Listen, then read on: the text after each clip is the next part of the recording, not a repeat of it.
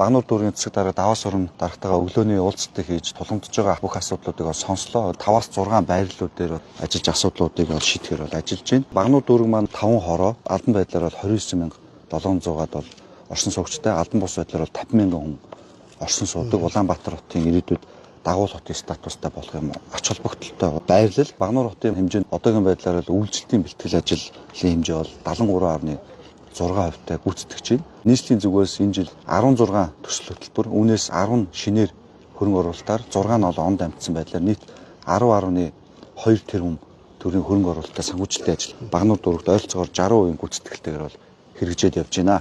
За улсын төсвөөс хөрөнгө оруулалттай бол тойрог замыг хийхээр бол бүтээн байгуулалтууд нийт 14.4 км дээр бол 46 тэрбум хөрөнгө оруулалтын ажил бол гүйцэтгэж эхэлж байгаа юм байна. За Багнуур дүүрэг дээр тулгамдаад байгаа нэг томоохон асуудал бол 1980 онд ашиглалтанд орсон Багнуурын дулааны цэцэрлэгээ станцын энэ жилийн үйлчлэлтийн асуудлууд бол нэлээд хүндэрсэн байна.